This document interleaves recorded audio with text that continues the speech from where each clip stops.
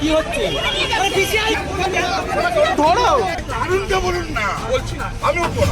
Supreme কোর্টের একটি রায়ে 25,753 জনের চাকরি চলে গেল। এটা তো শুধু ট্রেলার ছিল, বড় খবরটা এখনো বাকি আছে, অর্থাৎ পিকচার আভি বাকি হ্যায়। পশ্চিমবঙ্গে আবারও খুব দ্রুত 65,000 প্রাইমারি শিক্ষকের চাকরি বাতিল হওয়ার পথে।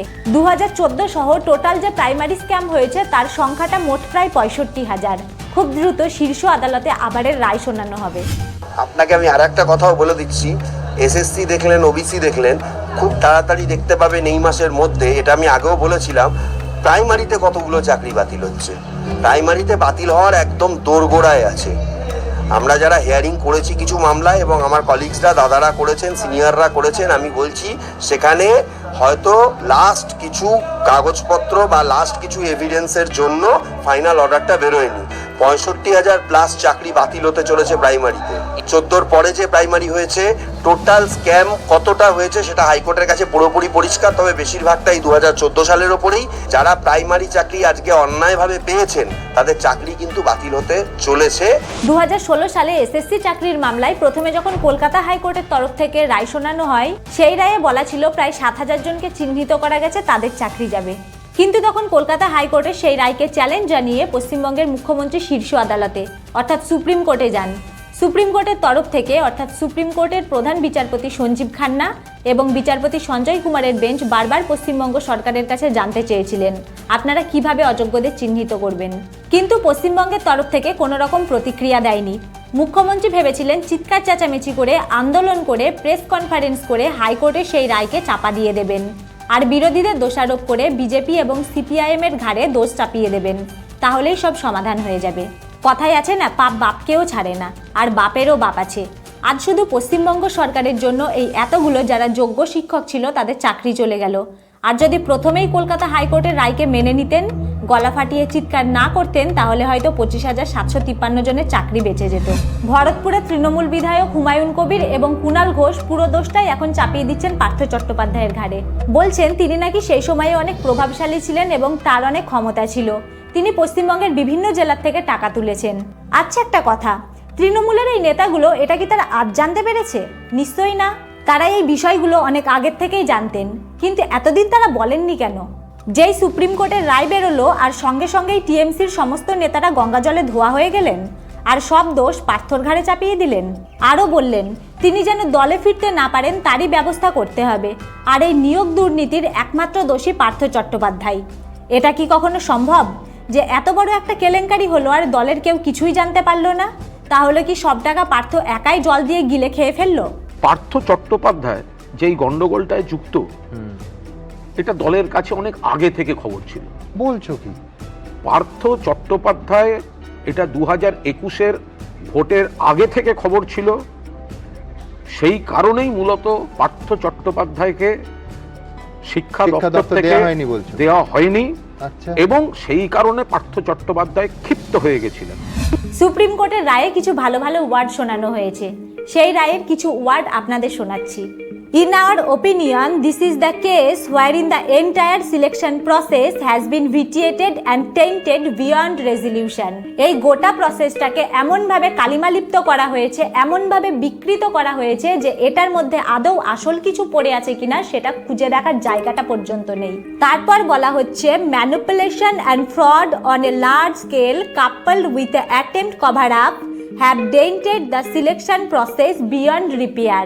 আপনি পশ্চিমবঙ্গের মতো রাজ্যে বাস করেন, আপনাকে ম্যানিপুলেশন এবং ফ্রড আলাদাভাবে বোঝানোর কোনো প্রয়োজন নেই।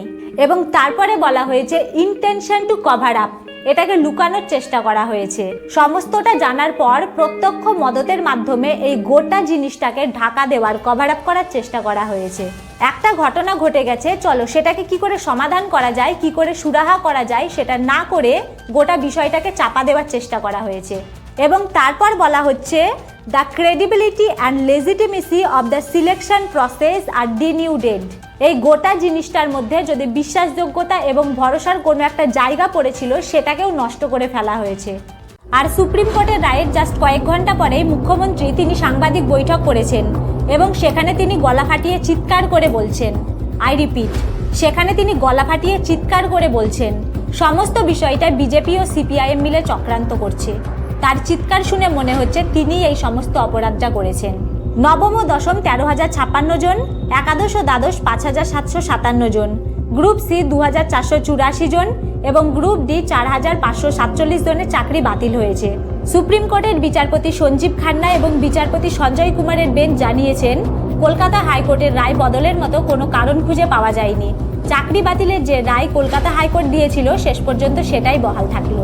রবীন্দ্রভারতী বিশ্ববিদ্যালয়ের টপার, যিনি রাজ্যপালের কাছ থেকে গোল্ড মেডেল পেয়েছিলেন, এই দুর্নীতির জন্য তারও চাকরি চলে যায়।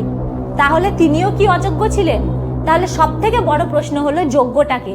16 সালের এসএলএসটি জয়েনিং, 18 সালে ফার্স্ট কাউন্সিলিং এ আমার চাকরি। আমার ইমোশনাল আউটবার্স্টটা হয়তো খুব বেশি হবে, কারণ আমার বাবা মা আমার উপর ডিপেন্ডেন্ট। আজকে দিনের পর আমি জানি না যে আমার কি হবে। আমি একমাত্র সন্তান আমার বাবা মায়ের। আমি অবভিয়াসলি, কারণ আমি ইউনিভার্সিটি টপার, আমি রবীন্দ্রভারতী ইউনিভার্সিটি থেকে মাস্টার্স কমপ্লিট করেছি। আমি স্নাতক স্তরে আমি ইউনিভার্সিটি টপার, আমি ফার্স্ট ক্লাস ফার্স্ট, আমি গভর্নরের কাছ থেকে গোল্ড মেডেল নিয়েছি। তারপরে যদি আমাকে প্রমাণ করতে হয় আমি যোগ্য কি অযোগ্য, আমার কিছু বলার নেই। এই চাকরি যাওয়ার পিছনে দায় কার? পুরোটাই রাজ্য সরকারের। কারণ যদি ওই ওএমআর শিটগুলোকে রাখা যেত তাহলে যারা যোগ্য তাদের চাকরিগুলোকে বাঁচিয়ে নেওয়া যেত। কিন্তু পশ্চিমবঙ্গ সরকার সমস্ত অ্যানসার শিটগুলো নষ্ট করে ফেলেছে। এমনকি ওএমআর শিটের মিরর পেজগুলিও তারা নষ্ট করে ফেলেছে, যেটা রাখা বাধ্যতামূলক ছিল। এসএসসি বোর্ডকে বারবার বলা হয়েছিল আপনারা ভাগ করে দিন, কিন্তু তারা কোথায় পাবে ওএমআর শিট? দায় তো রাজ্য সরকারের, সে ব্যাপার কোনো সন্দেহ নেই। ওএমআর শিট যদি নষ্ট, ওরা সব নষ্ট করে দিল। ওএমআর শিট রাখা উচিত ছিল। ওএমআর শিটের না রাখলেও ওএমআর শিটের একটা কপি বলে, ওটাকে মিরর ইমেজ বলে। মিরর ইমেজ রাখা যায় অনেক অল্প স্পেসে। ওএমআর রাখতে গেলে জায়গা বেশি লাগে কম্পিউটারে, সেটা রাখার বাধ্যকতা ছিল, সেইগুলোও নষ্ট করে। দেখুন, পরিষ্কার কথা হচ্ছে এটাই, প্রমাণ লোপাট করে ভেবেছিলেন মুখ্যমন্ত্রী বেঁচে যাবেন। আর তাছাড়া তিনি তো নিজেকে সর্বে সর্বা ভাবেন। তিনি কখনো ভাবতেই পারেন না যে ওনার উপরেও কেউ রয়েছে, অর্থাৎ সেন্ট্রাল গভর্নমেন্ট রয়েছে। যে সমস্ত দাদা দিদিদের চাকরি গেছে তাদের উদ্দেশ্যে একটা কথা বলতে চাই। তোমরা কিন্তু নিজেরাও খুব ভালো করে জানো তোমরা কে টাকা দিয়ে চাকরি পেয়েছো আর তোমরা কে টাকা দিয়ে পাওনি, অর্থাৎ কে যোগ্য। তোমাদের থেকে নিশ্চয়ই কেউ এই বিষয়টা ভালো বলতে পারবে না। কিছু সংখ্যক অযোগ্য প্রার্থীদের কারণে পুরো প্যানেলটাই বাতিল করতে বাধ্য হলো মহামান্য শীর্ষ আদালত। দায় কি শুধু মমতা ব্যানার্জির, পার্থ চট্টোপাধ্যায়ের আর এসএসসি বোর্ডের? আপনাদের বাবা মা আপনাদের পড়াশোনা করিয়েছে, শিক্ষিত করিয়েছে। আপনাদের কি কোনো দায়বদ্ধতা নেই, কোনো দায়িত্ব নেই? আপনি না একজন শিক্ষক? গ্রামের এমনও অনেক পরিবার আছে যাদের বিএড করার সামর্থ্যটুকুও ছিল না। তাদের বাবা দিনমজুরের কাজ করে, অল্প কিছু টাকা জমিয়েছিল আর বাদবাকিটা জমি বিক্রি করে দিয়েছে যেন তাদের ছেলে বিএড করতে পারে এবং সে একজন স্কুল টিচার হতে পারে। আর বিএড কমপ্লিট হওয়ার পর যখন কারো কাছে খবর পায় যে টাকার বিনিময়ে চাকরি কেনা যায়, তখন সেই ছেলেটি বা মেয়েটি তার পরিবারের সমর্থনে টাকার বিনিময়ে অসৎ উপায়ে স্কুল শিক্ষক হয়। আর আপনার মানবিকতাই বা কেমন? আপনি একজন শিক্ষক হবেন, আপনি বাচ্চাদের শিক্ষা দেবেন, আর আপনি এসেছেন অসৎ পথে তাদেরকে শিক্ষা দিতে।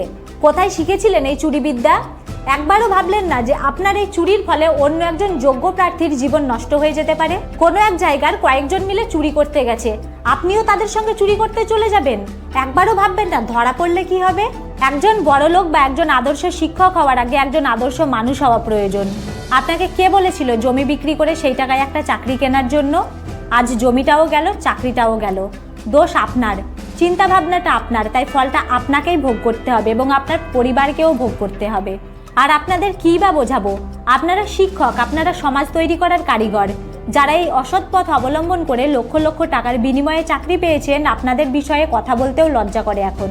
কিন্তু খুব খারাপ লাগে, যে দিদিটি ইউনিভার্সিটির টপার ছিল বা যে দাদা দিদিরা পরিশ্রম করে সঠিক পথে পরীক্ষা দিয়ে চাকরিটা পেয়েছিল, তাদের জন্য সত্যিই খুব খারাপ লাগে। তাদের কথা ভাবলে চোখ থেকে জল বেরিয়ে যায়। তাদের কষ্টটা আমিও বুঝি, কারণ আমিও 2017 এবং 22-এ পরীক্ষা দিয়ে পাশ করে বসে রয়েছি, এখনো পর্যন্ত কোনো নিয়োগ পাইনি। আর যদিও বা পাই, তাহলে কি নিশ্চয়তা আছে যে আমারও স্কুল টিচারের চাকরিটা থাকবে? আর পরিস্থিতি এখন এমন হয়েছে, এখন আমাদের পশ্চিমবঙ্গের টিচারদের নিয়ে গোটা দেশের মানুষ ছিছি করছে। যে পশ্চিমবঙ্গে বিদ্যাসাগর, রবীন্দ্রনাথ ঠাকুর, স্বামী বিবেকানন্দের মতো মহাপুরুষেরা জন্মগ্রহণ করেছিলেন, আজ সেই বাংলাকে নিয়ে সবাই হাসাহাসি করছে। সময় এসেছে ঘুম ভাঙার, সময় এসেছে জাগার। এখন বাংলার মানুষ জাগুন, তাছাড়া আপনাদের আর কিছুই বলার নেই। আপনাদের সকলকে অসংখ্য ধন্যবাদ।